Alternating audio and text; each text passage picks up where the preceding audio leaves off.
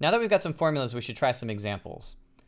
So the formulas that we're going to be using here are these formulas. And the examples that we'll do will be some pretty straightforward ones, because remember that these integrals have to be set up so that they can be solved. So these are classic textbook integrals where we're going to give you functions where the integrals that come out of the formulas are things you can actually do something with. So let's start with y is equal to the square root of 4 minus x squared between -1 and 1. And we'll rotate that around the x-axis, and we'll compute the surface area. So this shape looks like the following. 4 minus x squared is the upper half circle of radius 2. So it's kind of a half circle piece like this. We spin it around the x-axis, and we end up with something, I guess it looks kind of like a race car tire. And I want to know the surface area of this piece after I've spun it around. Well, I can refer to my formulas, and since I'm spinning it around the x-axis, I know that the integral must be the integral from -1 to 1, that is the x values I'm running through, times 2 pi times f of x.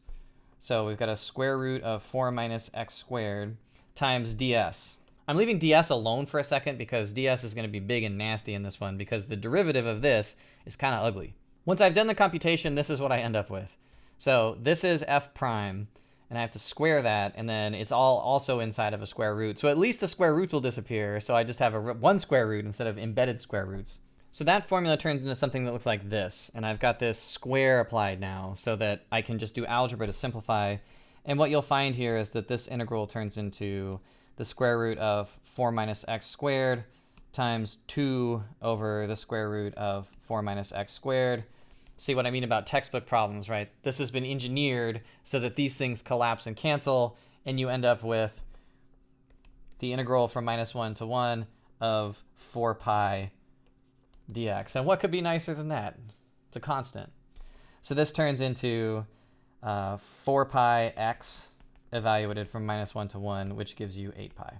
It's important to remember here that the 8 pi is a measure of area. So this is really technically square units.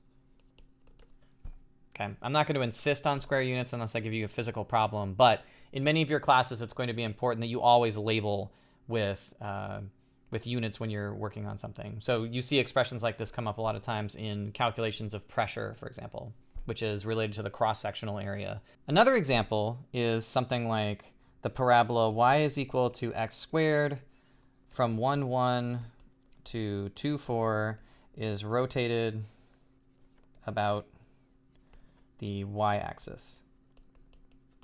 And I want to know the surface area of the resulting surface of revolution. So this time what I've got is a parabola that looks like this. Y is equals x squared is rotated this way. And I want to know the surface area of the sort of cup-like shape that you get out the other side.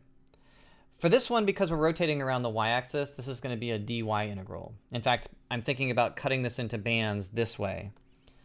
So I have these sort of banded strips that I'm going to be approximating the area of, which means that I know that the formula that I should be working with this time is the integral from 1 to 4 of 2 pi g of y times the square root of 1 plus g prime of y squared dy.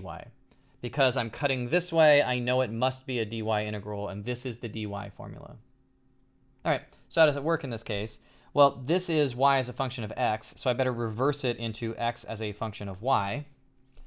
And then g prime of y will be equal to 1 over 2 times the square root of y. Plugging that into the formula, what you end up with is that the surface area is equal to the integral from 1 to 4 of the square root of y times the square root of 1 plus 1 over 2 times the square root of y squared dy. Okay, so we just keep computing.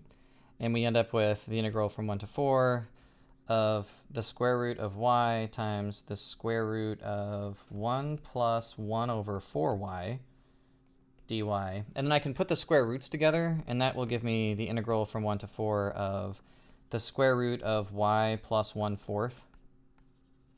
And that's an integral that can be solved with a very easy u substitution. If u is equal to y plus 1/4, then du is equal to dy. U of 1 is equal to 5/4. U of 4 is equal to 17/4. And you end up with the integral from 5/4 to 17/4 of the square root of u du. This is just a numerical integral at this point. It's very easy to do. You integrate u to the 1/2, you plug in these limits of integration, you get your answer. So I'm going to leave this one as easy. For a third example, consider the function y is equal to e to the x between x is equal to 0 and x is equal to 1. And we're going to take that and we're going to rotate it around the x-axis. So y is equal to e to the x is a graph that looks like this. I take that, I rotate it this way, and so that means the resulting surface is going to kind of be this bell shape. I can use the same formula from before. I know I'm working down the x-axis this time, and so I can write this as the integral from 0 to 1 of 2 pi e to the x times the square root of 1 plus e to the x squared dx.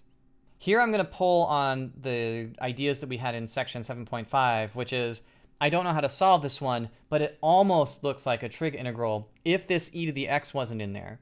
If that was just a t, this would be 1 plus t squared, which would be a tangent substitution. I'm going to convert it, so I've got a problem that just has a t squared on the inside by doing the substitution e to the x is equal to t, so that dt is also equal to e to the x dx.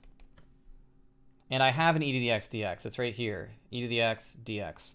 And so after you do that conversion, what I'm going to end up with is, after I put the limits of integration in here, t of 0 is equal to e to the 0, which is 1, and t of 1 is e to the 1, which is e, and then I just get 2 pi times the square root of 1 plus t squared dt. And this is a tangent substitution. And from there, I'll let you finish the integral. This is an example in the book if you'd like to see the rest of the computation. So these examples should give you a place to start with applying these formulas. You should recognize that the hard part about this is just getting to the point where you know which formula to apply. You're not going to have to derive the formulas, but I at least want you to know where the geometry comes from, because if you know the geometry, you can set up the integral even if you don't remember the formulas. So what did we get? We had L was equal to the integral from a to b of 2 pi f of x ds, or the integral from a to b of 2 pi g of y ds, where in this case ds is equal to the square root of 1 plus f prime squared dx, and in this case ds is equal to the square root of 1 plus g prime squared dy. In either case, it's easy to remember the formulas this way if you remember that when you're looking at a band, you're thinking about a frustum of a cone, that this is ds in slant height, and that the radius here is given by f of x in this case, or g of y in the other case. All right. Practice hard. See you later.